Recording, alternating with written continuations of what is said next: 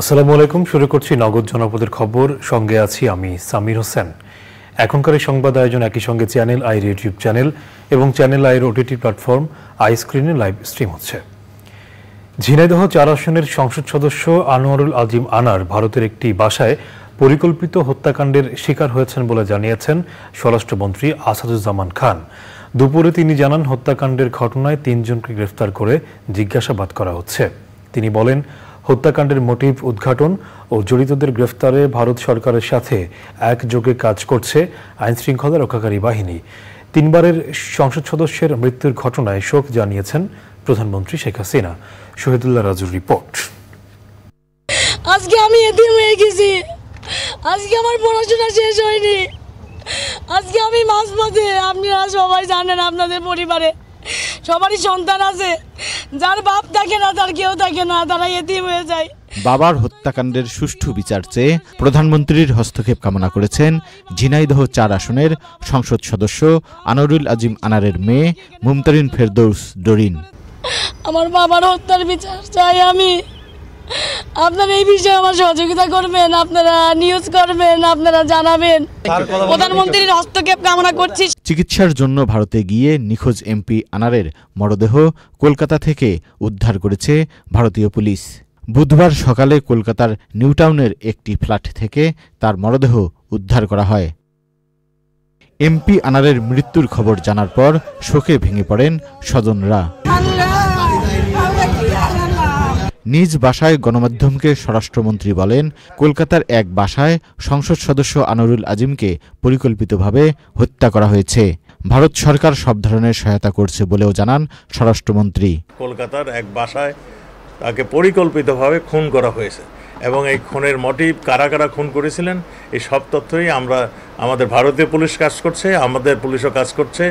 যেখানে মানে ইন্টারন্যাশনাল ওয়েতে যতখানি প্রয়োজন সবগুলি আমরা ব্যবস্থা নিচ্ছি। পুলিশের মহাপরিদর্শক বলেছেন, ভারতীয় পুলিশের সাথে সার্বক্ষণিক যোগাযোগ করা হচ্ছে। বিভিন্ন মোটিভ নিয়ে কাজ করছে পুলিশ। তাদের সাথে আমাদের সার্বক্ষণিক যোগাযোগ আছে। আমরা তাদের সাথে তারা যে সহায়তা চাচ্ছে সেই সহায়তা আমরা প্রদান করছি। আসামিদের ধরতে সর্বোচ্চ চেষ্টা করা হচ্ছে বলে জানিয়েছেন গোয়েন্দা প্রধান। নিবিড়ভাবে আমরা ইন্ডিয়ান পুলিশের সাথে কাজ করছি এবং আমাদের কাছে কয়েকজন আছে, তাদের সাথে আমরা প্রতিক্ষণেই কথা বলছি, অনেক তথ্য পাচ্ছি। বাংলাদেশি পার্লামেন্ট মেম্বারকে যেভাবে বাংলাদেশের কিছু অপরাধীরা যেভাবে নৃশংস হত্যা করেছে, আমরা কয়েকজনকে আইনের আওতায় নিয়ে আসছি। বাকি যারা রয়েছে প্রত্যেককে আমরা আইনের আওতায় নিয়ে আসব। চিকিৎসা করাতে গত 12ই মে কলকাতা গিয়েছিলেন ওই সংসদ সদস্য। প্রথম 2 দিন তার সঙ্গে পরিবারের যোগাযোগ থাকলেও 14ই মে থেকে তার সঙ্গে যোগাযোগ বিচ্ছিন্ন হয়ে যায়। সে সময় বাংলাদেশের প্রধানমন্ত্রীর কার্যালয়ে যোগাযোগ করে আনোয়ারুলের পরিবার। যোগাযোগ করা হয় ভারতের দিল্লিতে বাংলাদেশ হাইকমিশন ও কলকাতায় ডেপুটি হাইকমিশনেও। তদন্ত শুরু করে কলকাতা পুলিশ। বুধবার তারা আনোয়ারুল আজিম আনারের মরদেহ উদ্ধার করে। Shahidullah Raju, channel I, Dhaka. উপজেলা পরিষদ নির্বাচনের প্রচারে ব্যস্ত পটুয়াখালীর মির্জাগঞ্জের প্রার্থীরা। মাইকিং, পোস্টার ও উঠান বৈঠকের পাশাপাশি কর্মী সমর্থকদের নিয়ে ভোটারদের বাড়ি বাড়ি ছুটছেন তারা। উপজেলা নির্বাচনের 3য় ধাপে 29শে মে মির্জাগঞ্জে ভোট হবে। এনায়েতুর রহমানের রিপোর্ট। পায়রা নদীর তীরে প্রায় 38 কিলোমিটার দীর্ঘ পটুয়াখালীর মির্জাগঞ্জ উপজেলার মানুষের জীবন ঝড়, প্লাবন আর নদী ভাঙ্গন নিয়ে। আসন্ন এই উপজেলা পরিষদ নির্বাচনে চেয়ারম্যান পদে 3 জন, ভাইস চেয়ারম্যান পদে 7 জন ও সংরক্ষিত মহিলা ভাইস চেয়ারম্যান পদে 3 জন প্রার্থী প্রতিদ্বন্দ্বিতা করছেন।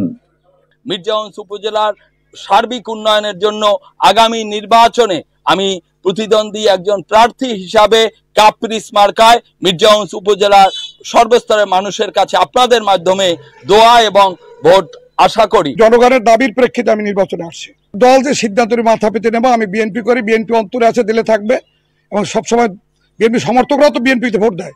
আমি একজন সমর্থক হিসেবে থাকলেও আমি বিএনপিতেই থাকি। শতভাগ নিশ্চিত যে মির্জাগঞ্জ উপজেলায় ভোট সুষ্ঠু হবে এবং জনগণ ভোট দিতে পারবে এবং তারা কেন্দ্রে যাবে ভোট দেওয়ার জন্য।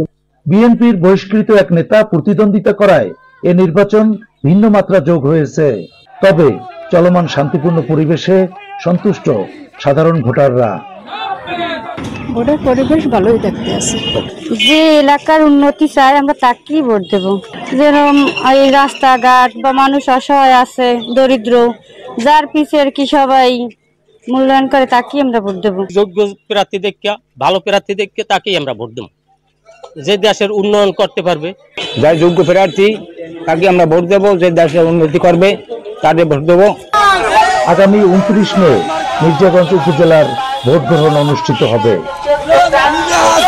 আসন্ন মির্জাগঞ্জ উপজেলা পরিষদ নির্বাচনে সাবেক বিএনপি নেতা প্রতিদ্বন্দ্বিতা করায় এই নির্বাচন অত্যন্ত প্রতিদ্বন্দ্বিতাপূর্ণ হবে বলে মনে করছেন পর্যবেক্ষকরা।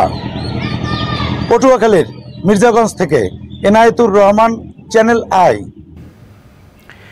সিরাজগঞ্জে ঢালাই স্পেশাল সিমেন্টের ডিলার উদ্বোধন অনুষ্ঠান হয়েছে।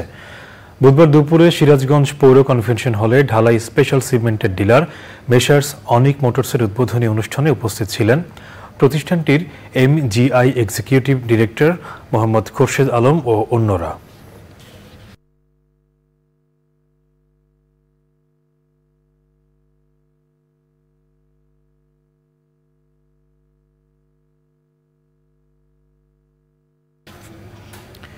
এই ছিল নগদ জনপদের খবর। সাথে থাকার জন্য ধন্যবাদ সবাইকে।